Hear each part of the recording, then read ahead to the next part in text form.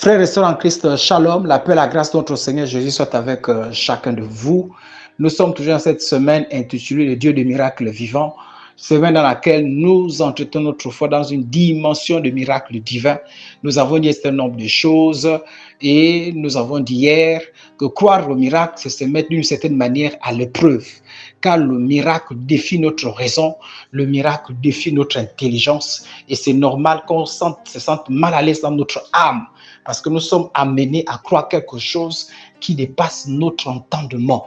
Croire au miracle, c'est une forme de folie pour ceux-là qui ne comprennent pas le miraculeux divin. Croire au miracle, c'est renoncer à soi-même et se reposer uniquement sur la parole de Dieu. Car lorsque c'est que nous savons, c'est que nous avons dit que le miracle intervient lorsque l'homme ne peut plus rien, lorsque les circonstances ne peuvent plus rien, alors nous nous reposons uniquement sur la parole de Dieu. Et c'est normal qu'on se sente mal à l'aise. C'est normal que notre âme a du mal à adhérer à la pensée. Et surtout lorsque les choses mettent du temps, le miracle met du temps à se manifester, c'est normal qu'on se sente mal à l'aise. C'est normal.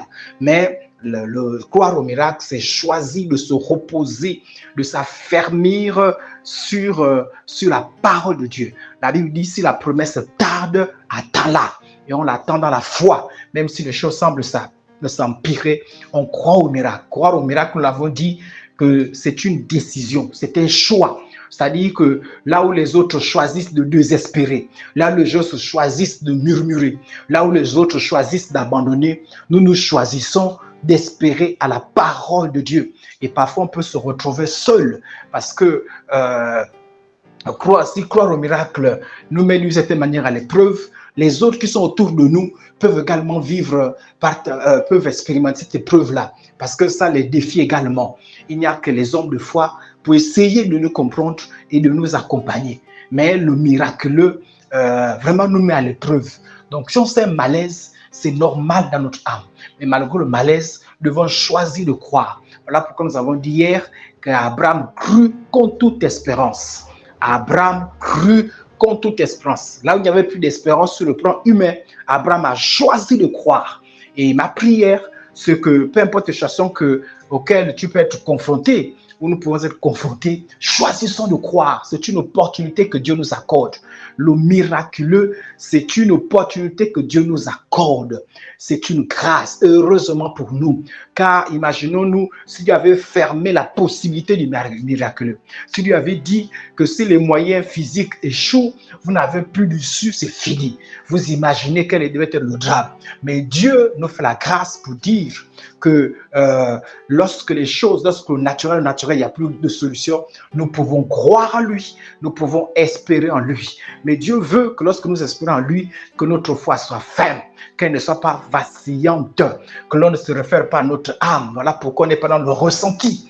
On n'est pas dans ce que l'on voit. Croire au miraculeux, c'est choisir de renoncer à ce qu'on voit, ce que l'on ressent, ce que l'on dit. C'est choisir simplement de se fier à ce que dit la parole de Dieu sans état d'âme. Croire au miraculeux, c'est renoncer parfois même à son âme. Dire mon âme, peu importe ce que tu ressens, peu importe ce que tu dis, peu importe ce que tu penses, moi, je me fie uniquement à la parole de Dieu et s'accrocher là, malgré le temps qui passe, malgré les situations parfois qui semblent être compliquées. Voilà pourquoi la Bible est écrite pour nous encourager. Pour nous encourager. Nous encourager, comme dans le cas d'Abraham, où les années sont passées, la promesse était là, les choses semblaient ne pas se réaliser, mais elle a fini toujours par se réaliser. C'est ainsi que la parole de Dieu dit, si la promesse tarde, attends-la, elle se réalisera, elle s'accomplira certainement. Donc nous devons croire. Et ce matin, j'aimerais nous encourager à protéger notre foi. Quand on a fait le choix de croire, nous devons protéger notre foi. Et je suis dans Marc chapitre 5, le verset 35 au verset 41. Comme il parlait encore, survint de chez le chef de la synagogue des gens qui dirent, ta fille est morte, pourquoi importuner davantage le maître? Mais je sans tenir compte de ces paroles dit au chef de la synagogue, ne crains pas, crois seulement. Dans ce texte, nous voyons un père de famille qui vient interpeller Jésus vis-à-vis de sa fille, mais Jésus avait autre chose à faire. Et pendant que Jésus était concentré à faire autre chose, il y a des gens qui viennent dire à ce père, mais pourquoi embêtes-tu encore Jésus? Ce n'est plus la peine, ta fille est morte. Frères et sœurs en Christ, il y a des situations comme ça, vous avez l'impression que Dieu semble ne rien dire. Et parfois, pendant que vous avez l'impression que Dieu semble ne rien dire, les choses s'empirent. Dans ce texte, Jésus s'arrête un moment, pas pour intervenir déjà, mais Jésus s'arrête pour dire « ne crains point ». Crois seulement. Vous savez, il y a des choses parfois, il y a des moments où Dieu n'intervient pas directement dans la situation que nous, la situation qui est la nôtre. Mais Jésus envoie simplement nous dire par son esprit, ne crains point. Vous savez, parfois, quand la réponse, quand le miracle tarde, ne crains point, ne tarde jamais. S'il y a quelque chose, s'il y a un exaucement qui ne manque jamais chaque fois que nous prions, c'est ne crains point. Crois seulement, sois en paix. Ne t'inquiète point. Le Saint-Esprit est toujours en train de nous dire cela. Ça là, ça ne manque jamais. Ça, c'est systématique. Chaque fois que nous prions, si nous seulement sommes sensibles à la parole, au Saint-Esprit, sensibles à Dieu, nous entendrons toujours le Saint-Esprit nous dire « ne crains point, ne crains point ». Car parfois, l'exaucement peut mettre du temps. Car parfois, le miracle peut mettre du temps. Il peut être instantané, comme il peut mettre du temps. Mais ne crains point ne met jamais du temps. Le je ne crains point de Dieu ne met jamais du temps. C'est automatique. Et le Saint-Esprit est toujours en train de nous entêter autrefois. Lorsque le diable vient faire mettre des choses, le Saint-Esprit est toujours là, en train de dire ne crains point. Et ça, malgré le fait que Jésus était en train de faire, Jésus prit quand même le temps de dire au Père, ne crains point, hein, ne crains point. Et la suite, on nous dit au verset 31, on dit, mais Jésus, sans tenir compte de ces paroles, dit au chef de la synagogue, ne crains pas, crois seulement. Au verset 37, il est écrit, il ne permit à personne de l'accompagner. Jésus prit la décision enfin d'aller dans la maison de ce père de famille. Et la Bible dit qu'en allant chez le père, en allant dans cette maison-là, il ne permit à personne de l'accompagner, si ce n'est Pierre, Jacques et Jean, frères de Jacques. Ils arrivaient à la maison du chef de la synagogue. Vous voyez, Jésus a choisi seulement 3 personnes. Car il comprenait que par rapport à la nouvelle qui venait de tomber, sans laquelle la fille de ce monsieur était morte, il ne fallait pas amener n'importe qui, parce que tout le monde ne craint point devant n'importe quelle situation. Il y a des situations où ce n'est pas n'importe qui croit. Et Jésus a écarté de sa compagnie tous ceux qui ne croyaient pas.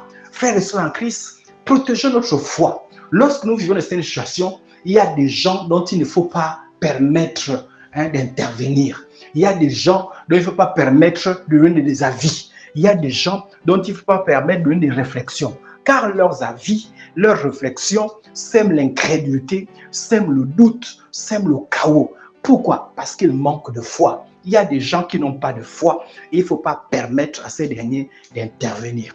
Voilà pourquoi, frères et sœurs en Christ, il est important de protéger sa foi. Beaucoup n'ont pas vécu le miraculeux parce qu'ils ont laissé n'importe qui dire n'importe quoi dans les situations et c'est n'importe quoi a tué leur foi. Frères et sœurs en Christ, la foi s'entretient. Voilà pourquoi Jésus a dit à ce monsieur, avant même d'arriver chez lui, ne crains point, crois seulement, car Dieu aime agir sur la base de la foi.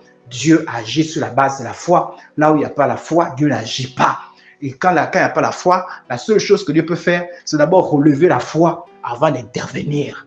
Dieu intervient avec la foi. S'il n'y a pas la foi, Dieu n'agit pas. Quand il n'y a pas la foi, ce que Dieu peut faire de bien pour nous, c'est d'abord relever notre foi avant d'agir.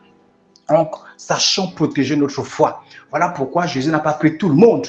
Et ce n'est pas fini. Lorsque nous voyons au verset 39, lorsqu'il arrive dans la maison de ce père de famille, la Bible dit, il entra et leur dit, parce qu'il trouve les gens en train de pleurer. Au verset 38, on dit, ils arrivaient à la maison du chef de la synagogue, où Jésus vit une foule bruyante et des gens pleurant et poussant des grands cris. Vous savez, des gens qui sont forts simplement dans les pleurs lorsque vient un problème. C'est les pleurs, c'est des lamentations, c'est des réactions vraiment qui tuent la foi. Hein, il y a des moments où les pleurs ne sont pas les bienvenus.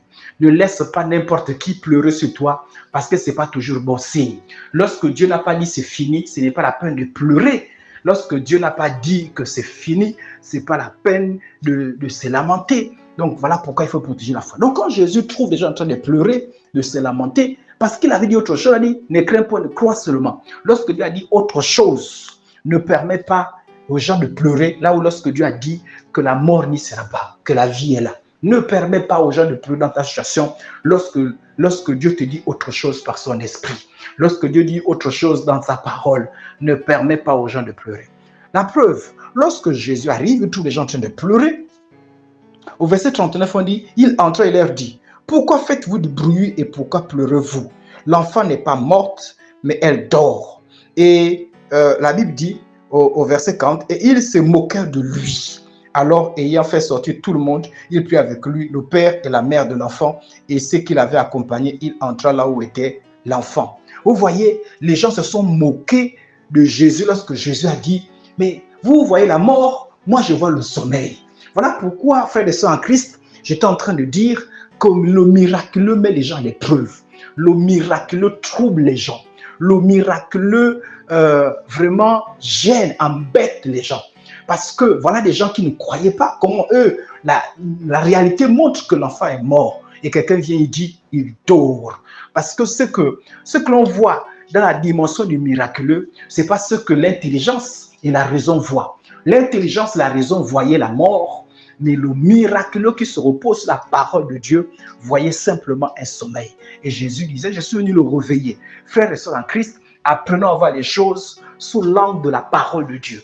Apprenons à voir les choses sous l'angle du Saint-Esprit. Et quand le Saint-Esprit a parlé, ne permettons plus aux gens de pleurer, ne permettons plus aux gens de dire n'importe quoi. Vous voyez, face à la parole de Jésus, au propos de Jésus, c'est la foule s'est mise à rire. Frères et sœurs en Christ, lorsque nous prenons situation, que nous permettons à n'importe qui de donner des avis, de se prononcer, nous entendrons des paroles de moquerie, de rire, de lamentation. Et ça risque de tuer la foi. Ça tue la foi. Voilà pourquoi mon point, c'est savoir protéger sa foi pour que la foi ne prenne pas un coup. Au verset 41, on dit, ils se moquèrent et la Bible dit que Jésus va chasser toutes ces personnes. Il va prendre avec lui juste des personnes essentielles. Le père, la mère et tous ceux qui l'avaient accompagné, donc trois personnes qui l'avaient accompagné. Et c'est ainsi que Jésus va faire, donc accomplir le miracle. La finalité, c'est que l'enfant va revenir à la vie. Mon point était lequel? Mon point, c'était protéger notre foi. Dans cette histoire, nous voyons Jésus du début jusqu'à la fin en train de défendre la foi. En train de défendre la foi. Frères et sœurs en Christ, défends ta foi. Lorsque tu crois au Seigneur Jésus, défends ta foi. Parfois, nous confions aux gens qui ne peuvent pas nous aider. Pas parce que quelqu'un va à l'église, pas parce que quelqu'un lit la Bible, pas parce que quelqu'un est un prédicateur, pas parce que quelqu'un a un titre de pasteur et tout ça, qui croit au miracle. Croyons au miracle et attendons-nous à Dieu. Que Dieu fortifie notre foi, protégez votre foi, parce que la